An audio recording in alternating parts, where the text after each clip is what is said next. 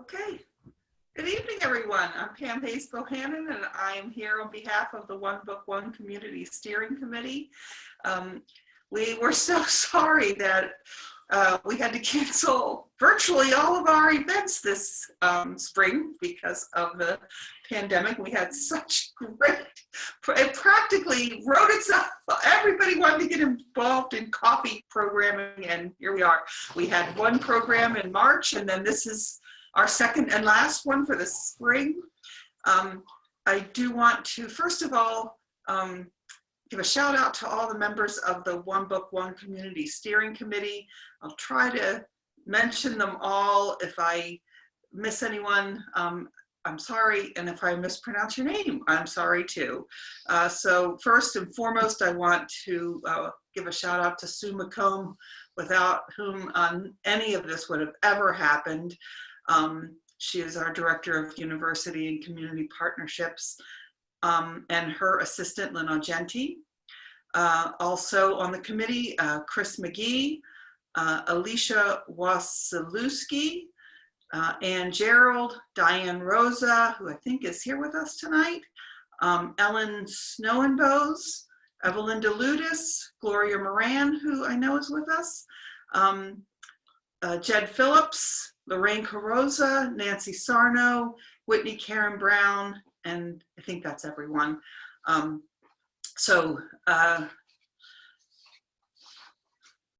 As you know, we picked the book Thanks 1,000 for our spring read about A.J. Jacobs' journey of gratitude to thank everyone who helped to bring him his morning cup of coffee, starting with the barista.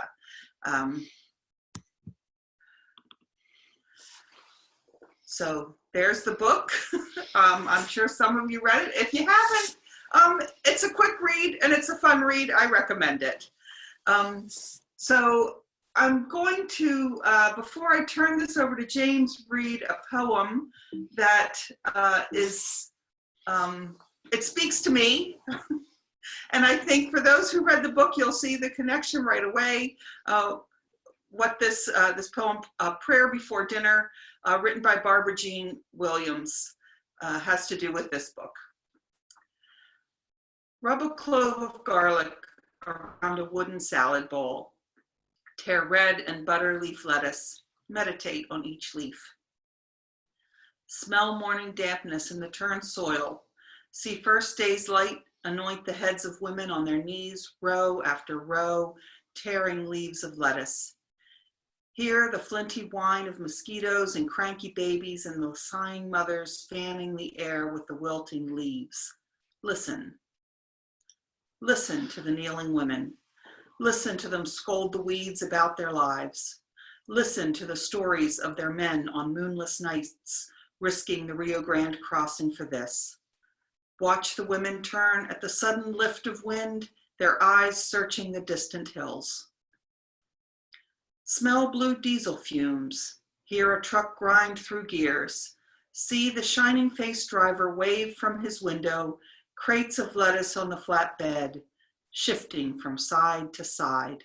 The truck bumping down the dirt road to town, and green-aproned grocers, and you bowing over a bowl of lettuce, scent of garlic melding with dreams. Yours are the last hands in the salad you are serving. So this is, April is National Poetry Month, so I'm opening and closing tonight's program with a poem. So that was our opening poem. And now I will turn it over to James. Okay, thank you, Pam. And you'll see between Pam and me, we have set up a little table with some, what do you call that, a tableau of coffee-related items. We were originally hoping to start this Zoom event in our kitchen and do a little coffee demonstration at the beginning, but we realized that was getting too complicated. So we're settling for just a little coffee show and tell, and talking a little bit about our mornings, my mornings. And so I think it starts with the coffee. The default coffee in our house is Dean's Beans Fair Trade Organic Coffee. We buy it in 5-pound bags and roast it 1 pound at a time. so a couple times a week. And we usually use the Chemex, invented by a chemist from Springfield, Massachusetts, a century ago. And then I grind it by hand in this Hario Japanese hand grinder with stones, 2 stones inside of here. The distance between those stones determines the grind of the coffee, and that determines its extraction. We also have, tomorrow is Maryland Day, so we have our 2 giant Maryland cups. We usually have giant cups of coffee in the morning. And then we also have here, I'll show you later, the man who made this for me. This is a bowl made out of pine wood from a farm called Los Pinos, the Pines. And I'll explain the importance of that later. And finally, people sometimes ask me, if coffee's a fruit, is it possible to make wine out of it? Why, yes, it is. And I'll show you the farmer who figured that out. So I'm going to now go over to some of my slides. Okay. Okay, so this cup, and I'll tell you a little bit more about the cup. I am not a morning person, but coffee has sort of turned me into a morning person. I put a lot of care into the coffee that I make for anybody, and certainly here at home. So each morning begins at about 4:45 because I'm not a morning person, but I married a morning person. And she used to get up and make the coffee first, quite often. And at one point when I realized I was going to start getting serious about the coffee as a product, I decided I should learn something about it as a beverage, because I got through college on Taster's Choice and stuff like that. Chock full of nuts was kind of a high point, Folgers. So I knew nothing about coffee as a beverage. And I decided I should learn something. So I started looking around, and in the mid-2000s, our family went to New York City to the headquarters, the US headquarters of Lavazza Coffee. And even though Lavazza is now a coffee I would consider acceptable, I learned a lot from their coffee director, their coffee trainer, a guy named Sal. That's important. Sal was his name.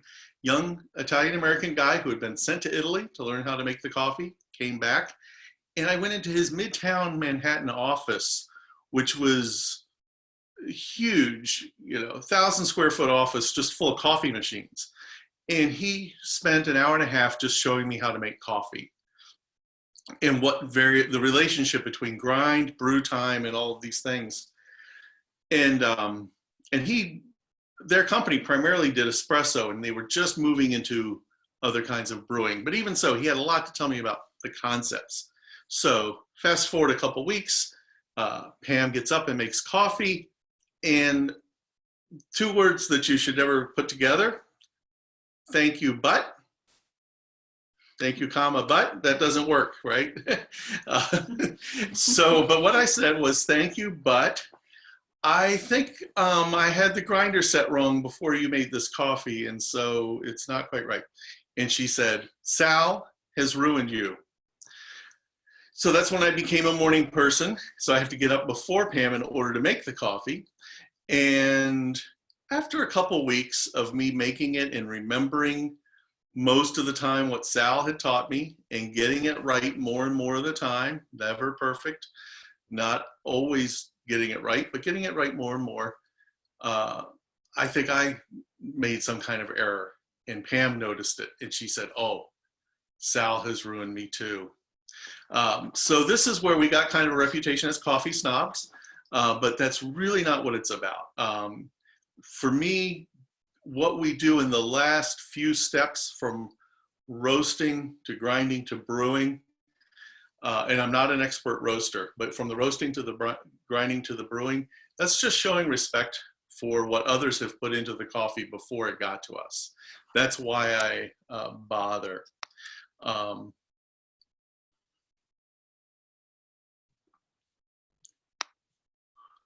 sorry, I've got to advance this slide. There we go.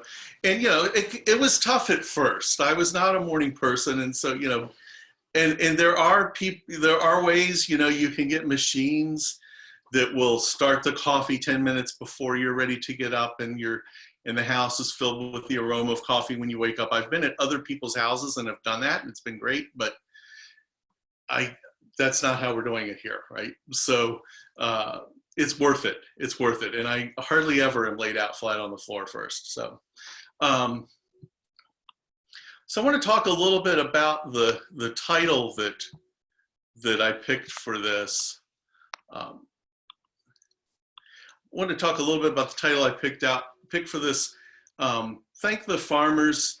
This is something that I say a lot because, again, before we got serious about coffee, we were already thinking in our own family about gratitude for the food we get. And now I'm lucky enough, and you'll see with some of the rest of the slides here, I'm lucky enough to know some of the farmers personally. When I drink the coffee, I might very well know the people involved. Sometimes I definitely know the people involved. In this photo that I have here was taken in December 2016. Our student involvement folks had organized a visit from an artist an artist company called Dear World. It was a portrait photographer, a group of artists who came here, and they had us organized into you know, a succession of people coming in for a photo session. And as we got ready for the photo, the photographer's assistant, she had a couple different assistants, she would talk to us and say, what's your story? Like, what is important to you? And for some people, it was about some trauma, some hope, some dream they had, whatever, something that was essential about the person. And so as I was talking to this, and then they would write that on you. They would write that on us, right? So I had them, and they would pose us in a way that represented us. I mean, not everybody's posed in the same way for this series. And there are hundreds of these on our campus, thousands of these around the world. I really recommend going to Dear World and learning more about that. And by the way, everything in this is already on, everything I'm showing you is already online. All of the links in this slide will take you to more exploration of anything that I mentioned here. So Dear World, that's a link. And that's all at dr.coffee. So anyway, this photo, I had it done and I've been very pleased with it. I use it a lot. It's my avatar on Zoom, actually. If I close my video on Zoom, this is what appears.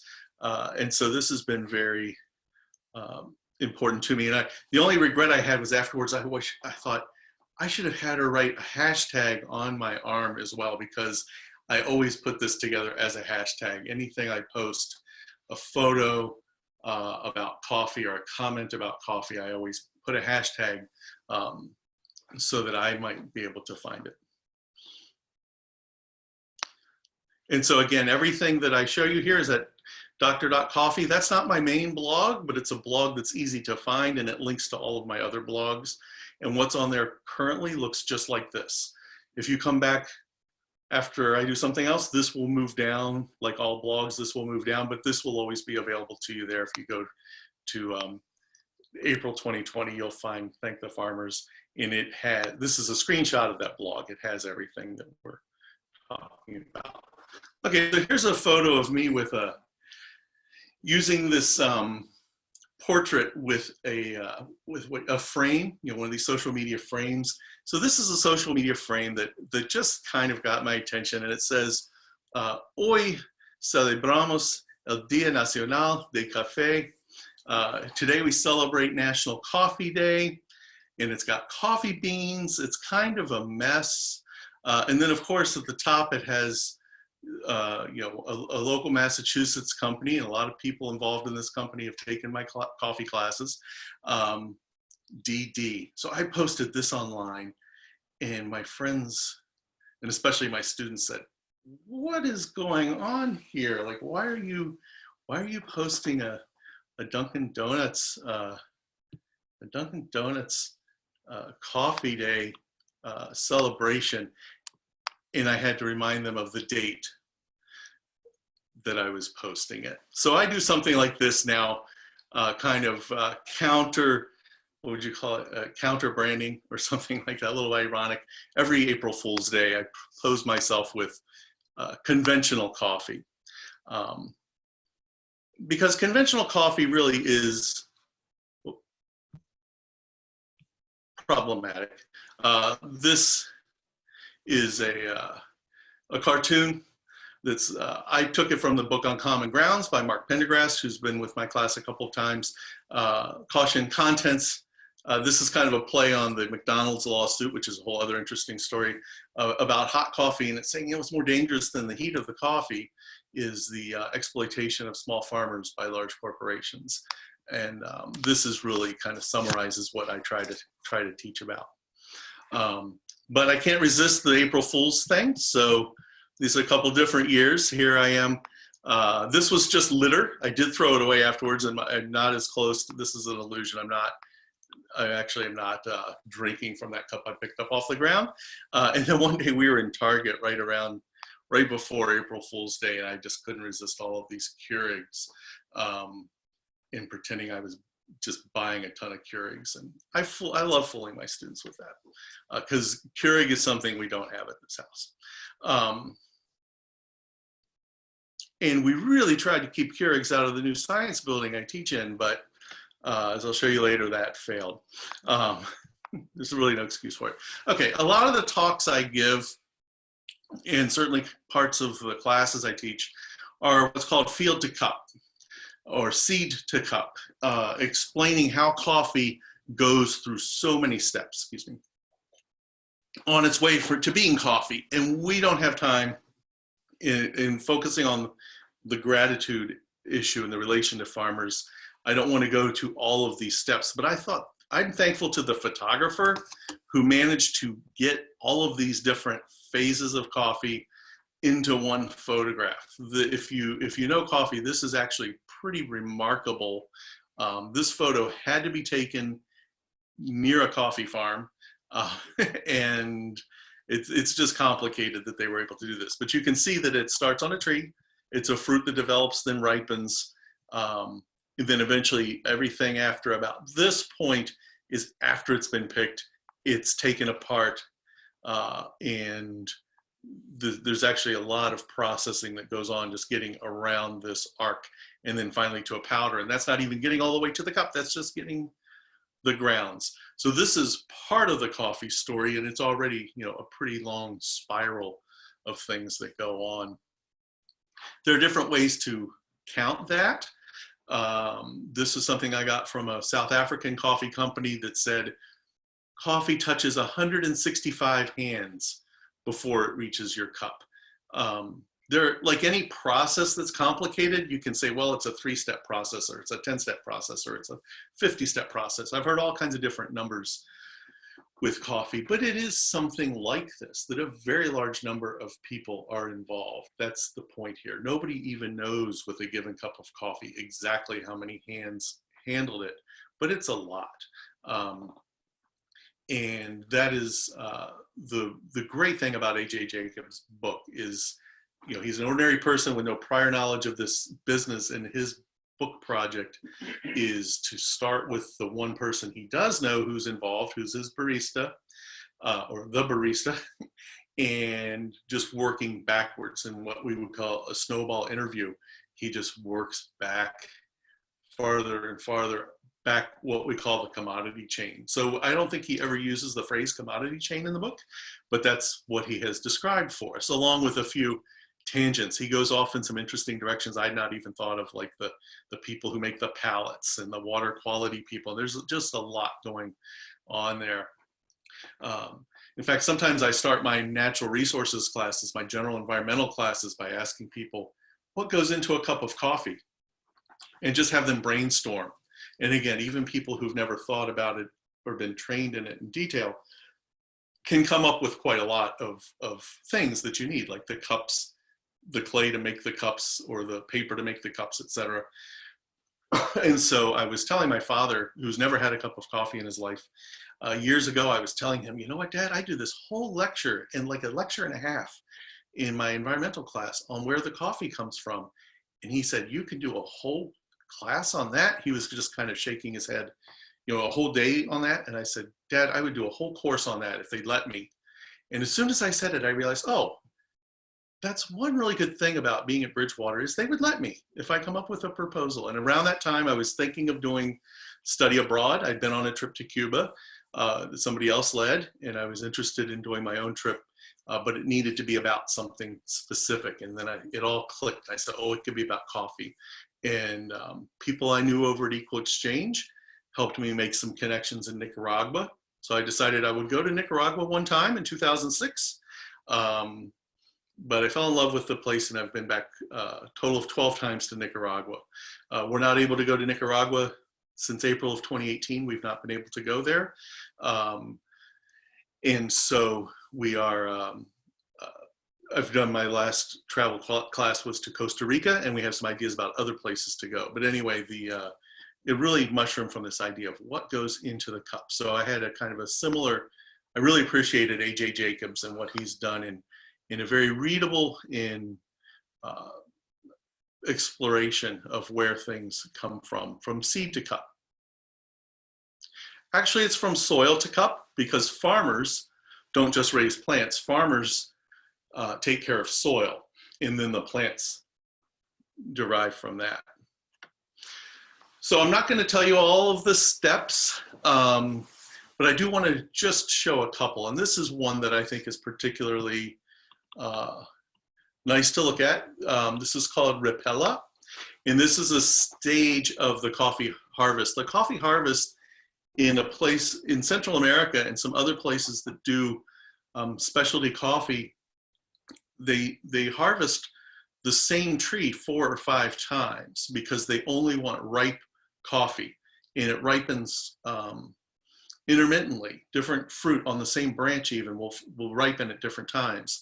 So the farmers have to go in over a period of months. They maybe go back to the same tree every 3 weeks, pick the coffee that's ripe, leave the other coffee on the tree, move on. And but eventually they get to a point where they can't keep going back for just a few unripe, just a few ripe fruits that are left. So eventually they declare it over, usually after the 4th pass through the farm, and they just pick everything and bring it back to the center of the farm. In this case, this is the house of my friends, the Rayo family, in a town with a beautiful name. It was a beautiful name until about 6 months ago. It's still a beautiful place. The name of this community in Matagalpa, Nicaragua, is called La Corona. It's my home away from home in Nicaragua, is actually called La Corona. And they're showing us, they're not just showing us, we're participating in the Ripella. And I think it's beautiful because it's almost like it's just after Christmas and you have all this Christmas colored fruit, right? Green and red. And the idea is this is like a backwards jigsaw puzzle. You have to pull all of these fruits separately. The red fruit is going to be exported to make, for income. The green fruit will be kept either to use in the house or maybe sold locally. The green fruit is not ripening in the bag at home is not going to give you export quality fruit. So that's the Ripella, just a little glimpse.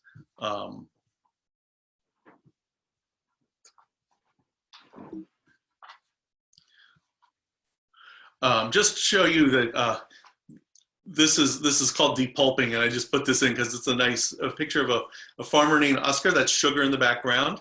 That's Pam on my first coffee trip, her first coffee trip, practicing the depulping, the separation of the fruit from the seed. And what she's standing on there is the pulp that will eventually be compost for Oscar's farm. Oscar's showing us washing the coffee. This is something that happens in much of Central America with coffee, and much of also a lot of South America too. They do this washing process, and it can be done at a lot of different scales. Oscar's doing it at the household scale because he sells some coffee to visitors, and so he has to do a small bucket. You can see this on a scale where the bucket's as big as a house, or as small as this bucket here. same process.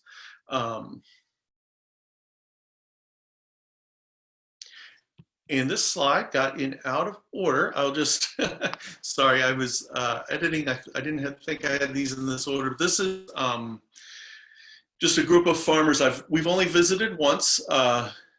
Pam and Harvey and I went in 2008 to visit these farmers in Guatemala, at Lake Atitlan, and we were invited by Dr. Patty Cole, who's a U.S. Social sociologist who lives near the community, and she and her friend Rufino were working with this community, these two farmers, Andreas and Israel, and you all watching this video now know more than Andreas and Israel did about the processing of coffee.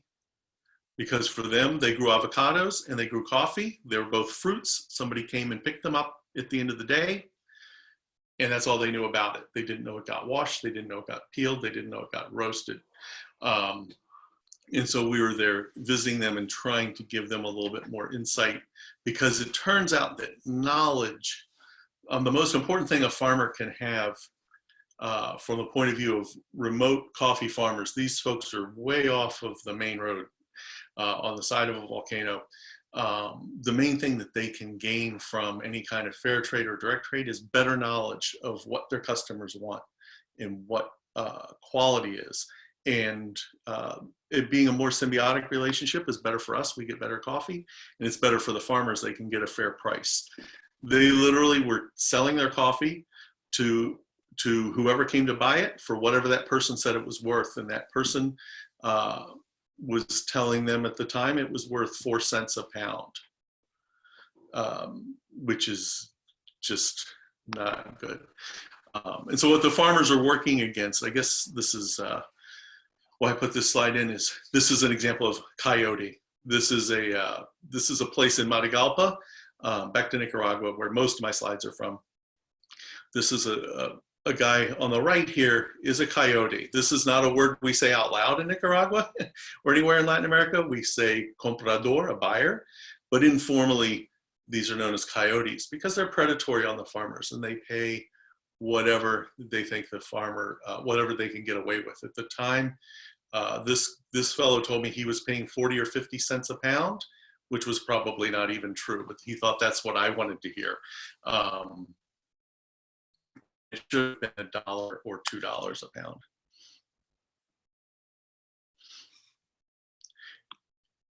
And the coffee market, and I'm not going to go into detail on these, but just to say that there are two kinds of fluctuations that coffee farmers are struggling with now. One is on the left. This graph is from, it's based on the work of Raul Prebisch, who's a Latin American economist. Commodity prices for gold, oil, as we've heard lately, any kind of food, wood, minerals, they fluctuate a lot. And over time, they actually fluctuate downward in real terms. And this is what makes it difficult to be a farmer and make a living, is the fluctuation of commodities, prices set by people who have no involvement with the farmer. And the whole idea of fair trade and direct trade is to buffer the farmer against, protect the farmer against some of those downward fluctuations. And so one thing that fair trade promises and direct trade is a floor below those graphs so that the downward spikes in price don't bring the farm down. And this makes a lot of sense. I don't know why more businesses don't do this, because if we are relying on a coffee farmer or a coffee producer for our business, we want that person to be able to stay in production year to year. And so buffering them against the low swings in the market seems to make perfect sense to me, but big commodity markets don't work that way. The graph on the right you may recognize is the Keeling curve. This is another curve that is working against farmers of all kinds all over the world, particularly specialty farmers like coffee, chocolate, and tea farmers who grow crops that are very dependent upon specific climates. This is the increase in CO2 levels over the last 60 years or so.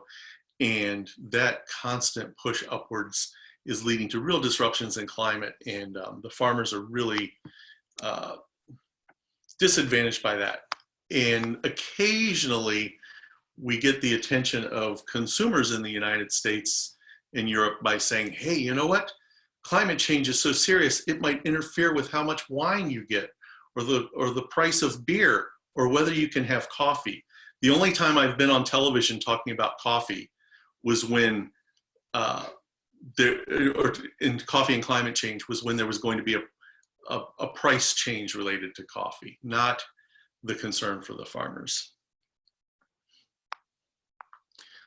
So these are two things that the fair trade and direct trade movements can really help protect against. Sorry, I'm having a little trouble with the way my slides advance here. Oh, I get it. Okay. So I want to mention one other thing about the big picture of coffee, and that is it grows in the tropics, and we could talk a lot more detail about where exactly it grows, but it grows throughout the tropics, which is also where most of the world's biodiversity is in the tropics, tropical rainforests and cloud forests. They're throughout the tropics, and it turns out coffee can grow either in or adjacent to a lot of the most biologically diverse places on the planet. And so it matters how the coffee is grown. It turns out because coffee is a forest crop, or it's a tree crop, it can be grown in the forest. It is possible to grow coffee in a way that protects biodiversity. And so commodity coffee doesn't do that. The way to get the most coffee, the cheapest, is cut down trees, replace with coffee, apply chemicals until you get a yield. But taking better care of the coffee, we get not only better quality, but we can have the protection of bird and other animal species and plant species surrounding the coffee. And an example I like to share is this is indeed a sloth carrying a baby, and I took this directly outside my bedroom door on a coffee farm. This would not be possible on a commodity coffee farm where all the trees have been cut down, but the forest was so well protected, and not only the farm I'm staying on, the Rayo family with whom I always stay when I'm in Nicaragua, but all of their neighbors too. They're all doing shade-grown coffee. It provides habitat for sloths. And sloths are usually pretty hard to find. So we were just thrilled in the middle of coffee work one day to find, and it looks like there's a wind maybe blowing through the sloth's hair, and she's moving really fast. It's nothing like that. The sloths really are incredibly slow and incredibly cute. So, so the Rayo family is protecting biodiversity by the way they choose to grow their forest. And in fact, when they bought this property, it wasn't a forest. There had been a baseball field, which I can't imagine anything harder to grow a crop in than a field that's been used for baseball. The soil's all patted down. They developed that into a forest over a couple of decades. Okay, so now I want to go back to A.J. Jacobs and talk about one thing I struggled with in this book. And that was this, in chapter 8, when he finally gets to the farm, and he's been taken to a farm in Colombia, and he's exploring a little bit. Is this the first time at a farm? And so I'm cutting him some slack here, and I also have to cut him some slack because he's being just really honest with.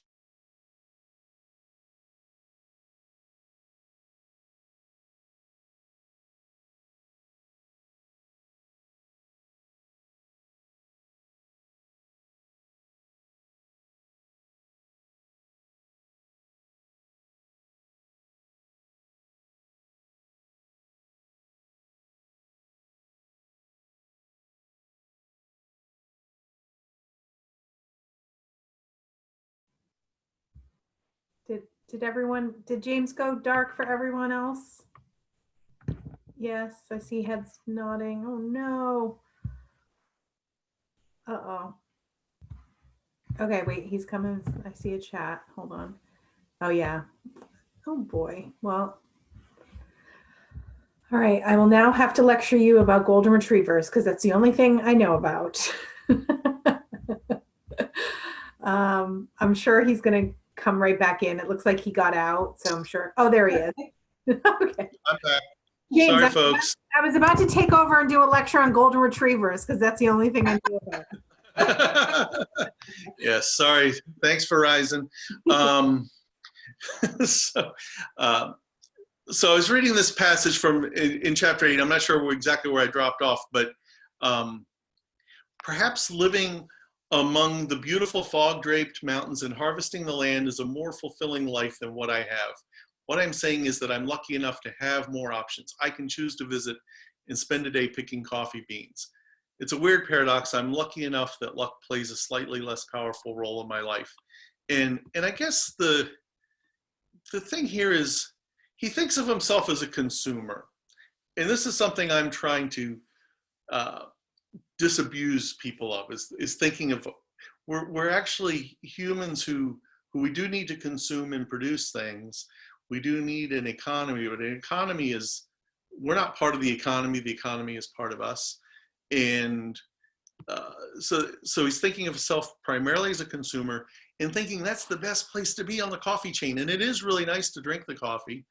But as one of the guides who I've traveled with in Nicaragua the most told me once while we're on a coffee farm, he said, these are not poor people. You know, they're low income people, but they're not poor people. And that's probably the most memorable moment I've had on a farm, and thinking about, not to dismiss the unfairness of the way people are treated, but I think if all we get from understanding disparity is the idea that, oh boy, I'm lucky I dodged a bullet, and those poor folks, we need to see each other more human to human. So I just want to talk a little bit about some of the farmers I know. This was the first farmer I met, Mauricio, on our first visit in 2006, and I learned quite a lot from him, and now from his daughters who've grown up and taken over a lot of the operation of the farm, and have gotten into something called agro-ecotourism. One way to diversify these farms is to have visitors like us come. It's economically beneficial and also socially beneficial. It's good for them to have an extra source of income from visitors, and it's even more important that the visitors go home knowing some of their story. So this is kind of what shade-grown coffee looks like. This is right in front of, right behind Mauricio's house. The coffee farm begins right there. This is Byron, who, it's kind of funny. We look like we're long-lost friends, see each other. I'm pretty sure this is the first time we met. I look like a mess. It's not quarantine hair in this case. It's walking through the cloud forest hair that I have. And this is just an amazing fellow. I call him the poet of coffee. Byron is somebody who was trained in conventional green chemistry approaches to agriculture, meaning put down a lot of chemicals. He was trained that way and has moved 180 degrees away from this, and is now one of the world's best coffee farmers. And by that I mean they brought a lot of coffee farmers in and let them share their coffee, and then they scored it, and he won.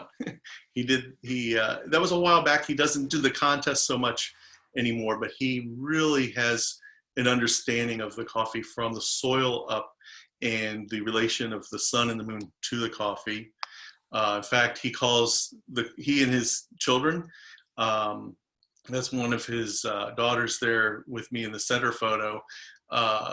She's now running a business. They call it Soli Luna, Sun and Moon, because he figured out how to improve the coffee, not only by working with sunlight, which all coffee grows in the sun, in the shade, but also timing their harvest with the moon. And they continue to improve their coffee. The cow is there because Byron is extremely careful what he lets his cattle eat. They have an organic diet. that he measures very carefully and then applies their manure in a way that gives the coffee an extraordinary flavor and richness. And here, there's a link to Byron's Maricatura in the slideshow and to the whole story of Byron as well. And over on the right is one of our Bridgewater alums who went, one of many people. I've taken about 120 people to Nicaragua over the years, and I think 8 or 10 of them have gone back. And in the case of Nick, have gone back multiple times, gone back to the farms to continue learning about it. And I have to say one thing here about Freddie, the guy with the binoculars on, looks like a tour guide because he is one of the great tour guides of Central America, and sort of my co-educator on all of the trips I've taken, most of the trips I've taken in the last 10 years. Another Bridgewater alum there, back at Byron's farm. After doing all he could with the application of cow manure to his coffee, Byron figured out how to continue tweaking the compost mix by including goat manure. And not only do these goats contribute to the fertility of the soil and to the flavor, but they're also part of the farm family. And the goat herd, one thing we were treated to, and you can find this on my website, on one of the links, I linked to one of Byron's farm workers serenading these goats so that their digestion, so they're calm and their digestion is good. And all of this helps the coffee. The fellow you see there on the right is one of this country's great baristas. His name is Sullivan Cohen. He grew up in Bridgewater, went to Bridgewater High School, Bridgewater Rainham High School, and Bridgewater State College, and now lives in Colorado, and the coffee media covers him, and it started on Byron's farm.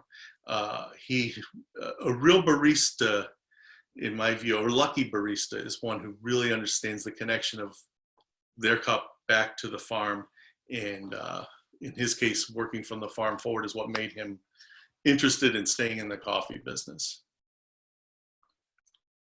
So you never know what might happen to you in a coffee class. These are just kind of fun other pictures of the farmers. This is vermiculture. So again, Nick is there. Nick went back to this farm. Mauzi Kuhl is a self-trained agronomist, and just a really remarkable coffee farmer on a much larger estate farm in Nicaragua called Selva Negra. And they do a lot of innovation in coffee and organic farming. And one of the things that they do is they cultivate, they use vermiculture, meaning they use soils to improve the compost.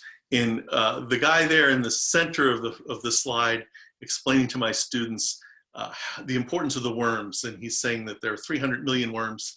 And he starts to list their names, but he's just kidding.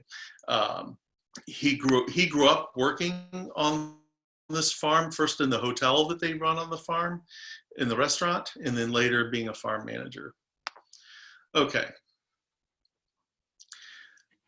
So this is, I have to warn my students usually, I can get a little emotional talking about coffee. This is one example. So this is at Seco Cafén. Seco Cafén is a cooperative of farms of the north of Nicaragua, the states of Matagalpa and Inotega. And this is my friend Don Alfredo coming to the farm. You can see he's wearing the Seco Cafén hat, and he's carrying a bag of his own coffee on his shoulder. Now this is a smaller guy than I am, and that is probably 120 pounds of coffee. And he's smiling because we've been visiting his farm. This is one of my early visits to him. We've been visiting his farm, and we had said our goodbyes. And when we leave his house, he always says, "Te esperamos," we're waiting for you. And I come back the next year, and they certainly are. And he's very happy now for two reasons. One, he's seen us, we're back, and he didn't expect to see us. And also, he's bringing his coffee to a cooperative. This is a large coffee mill that's owned by him and 3,000 other farmers. And this is one of the first in the world. And we can thank Ronald Reagan in part for this, because Ronald Reagan was trying to blockade Nicaragua at the time, and a coffee buyer in California helped to establish this coffee mill and coffee tasting coffee lab for the farmers. And it was the first place in the world. That's my student on the right and our guide on the left. And in the middle is a young woman there who grew up on a coffee farm and is an expert coffee taster. And those cups in front of her, these are for demo for us, but her normal job would be to taste cups of coffee, give them a score using those color wheels up on the wall there, give them a score, and it's the same coffee tasting process that would happen in New York City or London or Zurich or New Orleans, where coffee is purchased. The difference is that she works for the farmers, and so she has a great deal of pride. She doesn't smoke, eat hot food, wear perfume, anything like that, so she can always taste, because when she says a coffee has a certain quality, that's 37,000 pounds of coffee that are going to go to a customer, and she better be right, and she always is. And this is the first place in the world where the farmers own that part of the business, and it makes a huge difference. So this is back to Don Alfredo. Again, just a gratuitous picture of Don Alfredo. I like having pictures with Don Alfredo. And it's the whole family. Alfredito there, the young man, and that is a Green Mountain Coffee roaster's hat he's wearing. And Dona Elena, his mother, and some of his cousins there. This is my family away from home in Nicaragua.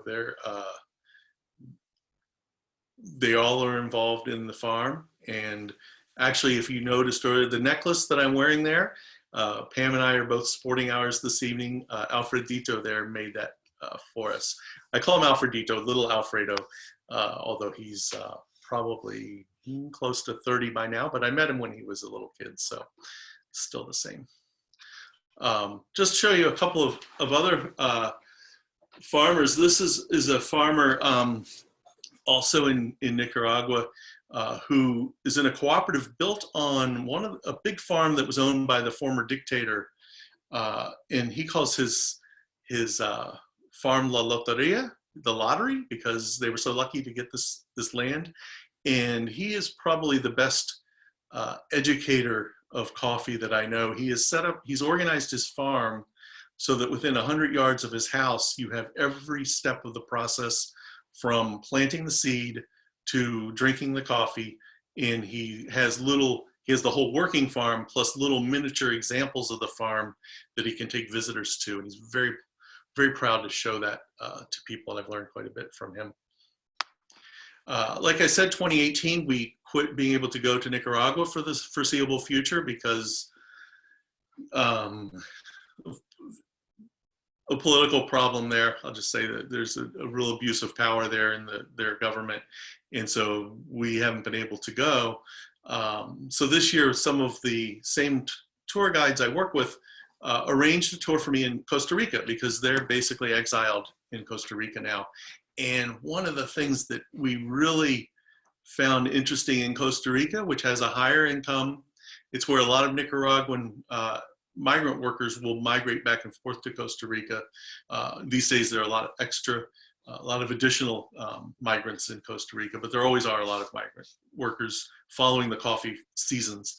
And we just found a remarkable amount of innovation. And so all of those little sample glasses there are from the wine.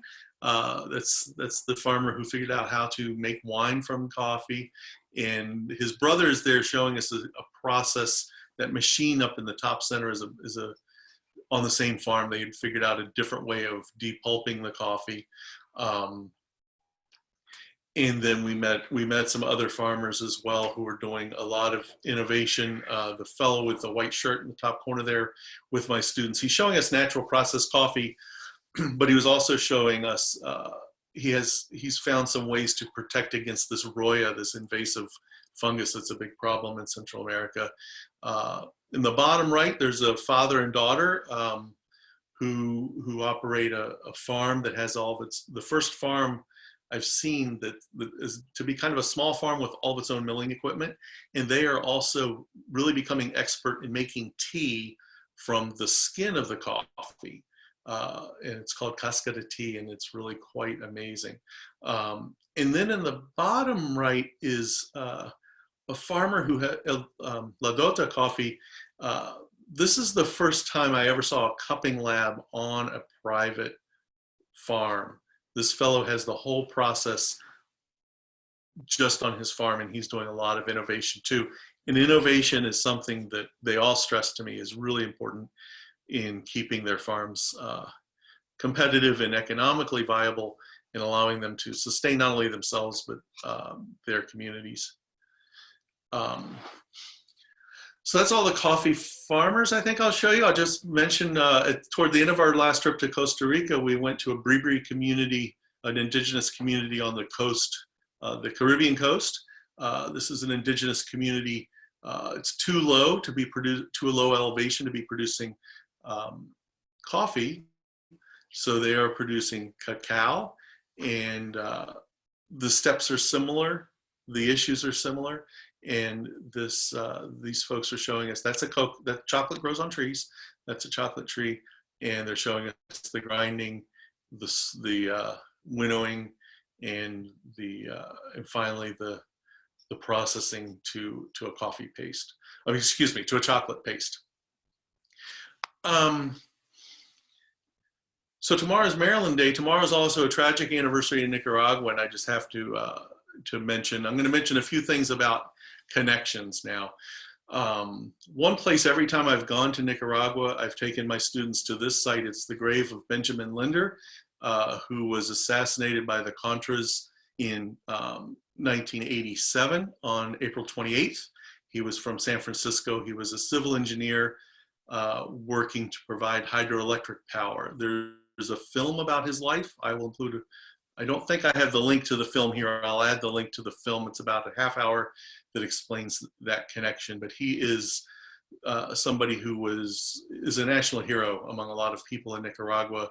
And even some of the younger folks I know remember meeting him when they were children, because he not only did engineering work to provide electricity, he also was a clown who did a lot of work with public health. Providing entertainment for kids as they were getting immunizations. And he was killed, like I said, 1987 by the Reagan-backed Contras. And this was really what brought about the end of the Contra War. In his honor in Leon, a cafe was established with the help of local people who were working with landmine victims and other victims of the war, people who had amputations or other serious injuries because of the war. They decided to make a cafe to raise money, and they decided that people on victims of both sides of the war decided it should be named for Ben Linder. That cafe was organized by Dean Sykon of Dean's Beans Coffee here in Massachusetts, and also Michael Lundquist, who is a graduate of Bridgewater State. I can't take any credit, he's before my time, but Michael Lundquist helped also to establish this Ben Linder Cafe. And so I'm here with a group of students. That cafe is not in operation anymore, but it's a very important story.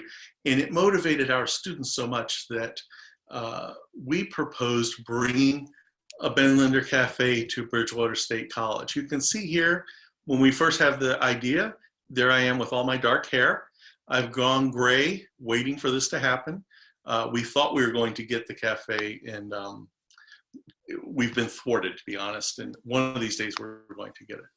I will just quickly mention that because of the political problems in Nicaragua, there's been a lot of displacement of people, a lot of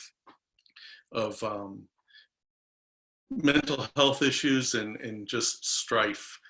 And some of my friends there who work with tourism and environmental education are creating a biological research station as part of education and community development. And I'm including a way here to, I people who learn about the problems of Nicaragua and want to help, I provide this link because this is the best thing I know for self-help there. In our own community, I just noticed this organization recently, Cosecha, which just means harvest to me. And this is the season of harvest, the way we refer to the season of harvest in Latin America of the coffee, but it's also an organization here in the United States providing relief to undocumented workers who are displaced by the COVID-19 epidemic and have no access to financial assistance because of their legal status. And so this includes a link to this organization to help people all over our country who are suffering. And many of them, I think the group is aptly named because they're not only farm workers, but many of them are farm workers. We have a tasting every year in my coffee seminar. This was the first one way back in 2007. And my students handing a cup of coffee through a map of Peru, which we thought was cute. We are now having to do the tasting event online. And so I have links again in the Dr.Coffee. There's a link to that coffee tasting. You have to bring your own coffee, but I have some suggestions for that. And my students are going to be presenting some of their research on coffee that they've done this semester. Just tons more information you can get. I did a TED Talk here about coffee on campus about 5 years ago. You can find a link to that. Also, I have a summer class, Students in a Van Learning Coffee. I've done this a couple of times, taking students to some of the roasters and cafes in our area to learn about coffee. It's a 1-week intensive class, 8 hours a day for 5 days, and we just learn a lot about coffee. Well, a mix of lecture and hands-on and roasting demonstrations, etc. Of course, the students are not in a van this year. They're on their screens. We're giving a virtual version of this class. So it's a bummer in some ways, but it also broadens our horizon. We'll be able to include a lot of farmers, roasters, cafes directly that are not in our region. And people will be able to participate who might not be able to get to Bridgewater. So if you know anybody who wants to earn 3 credits learning about coffee this summer, let us know. And I've only shown you a couple dozen photos. There are thousands of photos of my coffee trips on Flickr. And I'll go back to a different image of Rapella. As I said, the green and the red need to be separated.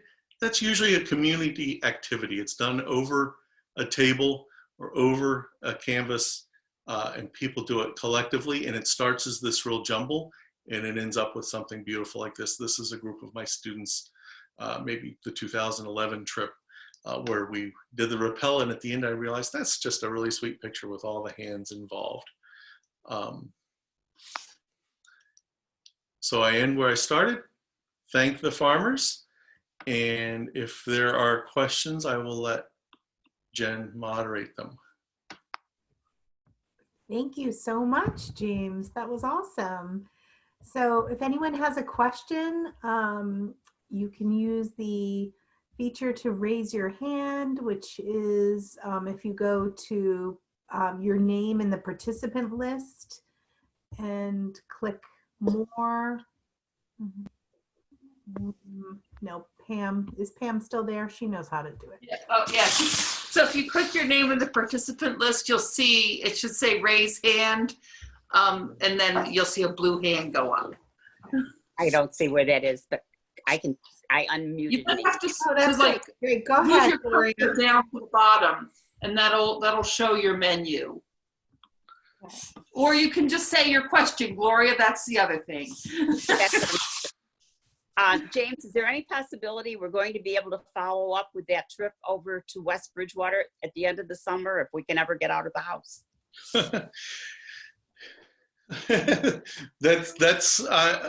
I don't know when they are going to be open for visitors. I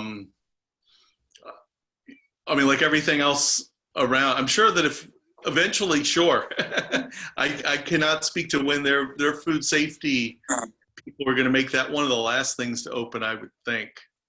I mean, it's so after we're able to do other kinds of retail, that could be a possibility.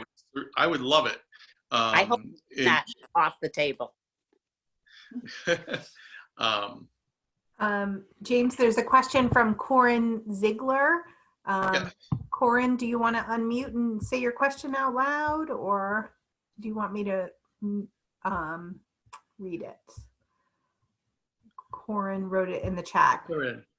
The question is, do the farmers themselves drink and or appreciate the good coffee they produce? That's a very good question. Quite often, no. Some farmers don't. I mean, in Nicaragua, most people do drink coffee. In Brazil, most people do drink coffee, but probably not high quality coffee. High quality, what we would call specialty coffee in Nicaragua is pretty new. Byron and his son and daughter are probably the first to sell specialty coffee inside of Nicaragua to retail customers. And that's been, I mean, she was in middle school when I started doing this, so it wasn't a possibility at all. Outside of Selva Negra, the hotel has always had good coffee there, but that's for the hotel. A lot of the farmers do know how to process the coffee and get kind of a rustic version of coffee. But some farmers don't know the process, and they maybe buy instant coffee in the store.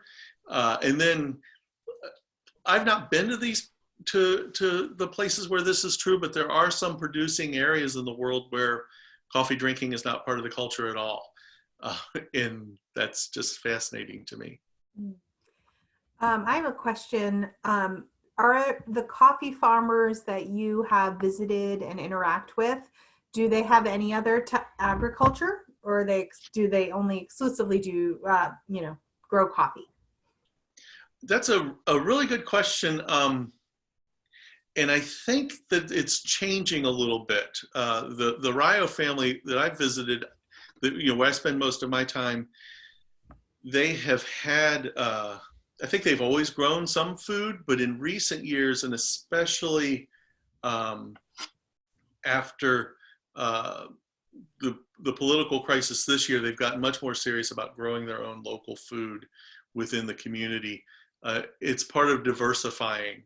That fluctuation is really tough, and there is something called the lean months in coffee growing areas where people just don't have enough money for food, and one kind of protection against that is growing your own. But it's a trade-off like any farmer. If you can get so much per acre cash versus spending your money, it's kind of a trade-off. But I think certainly some of the farmers I know are realizing a real benefit of diversifying and growing more of their food. And I think the last time I visited Alfredo's family, I realized after a couple of days, virtually everything I had eaten there over a couple of days had been grown on their farm. Wow. Any other questions? We maybe have time for one more. I don't want to keep people too long. And then I'm going to turn it back over to Pam for some closing words. Great. Thank you. And an announcement. Thank you so much, James. That was amazing. Sure. Really interesting. Okay. So as I promised, I'm going to close with a poem too. The poem is Perhaps the World Ends Here by Joy Harjo. My friend Joyce Sprain Anderson, who's a professor of English here at Bridgewater State, introduced me to this poem, I want to say maybe in 2006 or 2007. And then ironically, another friend of mine posted it on her Facebook wall today. And I thought, oh, that's a perfect bridge between the book we're just finishing and the book for the fall. Plus it's rather prescient for the times. So Joy Harjo was the, as you can see there on screen, 23rd Poet Laureate of the United States. I want to say she was the first Native American Poet Laureate. And so the poem is Perhaps the World Ends Here. The world begins at a kitchen table. No matter what, we must eat to live. The gifts of earth are brought and prepared, set on the table. So it has been since creation, and it will go on. We chase chickens or dogs away from it. Babies teethe at the corners. They scrape their knees under it. It is here that children are given instructions on what it means to be human. We make men at it. We make women. At this table, we gossip, recall enemies and the ghosts of lovers. Our dreams drink coffee with us as they put their arms around our children. They laugh with us at our poor falling down selves and as we put ourselves back together once again at the table. This table has been a house in the rain, an umbrella in the sun. Wars have begun and ended at this table. It is a place to hide in the shadow of terror, a place to celebrate the terrible victory. We have given birth on this table and we have prepared our parents for burial here. At this table, we sing with joy, with sorrow. We pray of suffering and remorse. We give thanks. Perhaps the world will end at the kitchen table while we are laughing and crying, eating of the last sweet bite. So our next read for the fall is called Braiding Sweetgrass. It's by a Native American author, Robin Wall Kimmerer. We've chosen in conjunction with the 400th anniversary of the landing. I think this poem kind of bridges between the two books. And so we have already a whole host of events scheduled that will coincide with the 400th anniversary that, as I said, Dr. Joyce Rain Anderson has already been working on. Time will tell whether or not those are virtual or in IRL, but hopefully we'll have some real life events in the fall. So I just want to say also, before we go, I do want to thank Jen for setting this up, for getting us the Zoom link and promoting it. So thanks to Jen, and we hope that we'll see you all in the fall. Thank the farmers. Thank the farmers. The farmers. Thank you both so much. It was so nice to see all of your faces, and we'll be back together soon with some other events through the senior college and other events, I'm sure, through the One Book, One Community program. Thank you, everyone. Have a good night. Good Good night. Bye. Bye-bye. Bye, Judy. Bye, Mom. Good to see you all. Bye. Oh, Sadie, you're famous. You're famous, Sadie. Look at her. She's legit famous. You're Zoom famous. Love you. Bye, Judy. God bless you. Thank you. You all too. Everybody. Good night.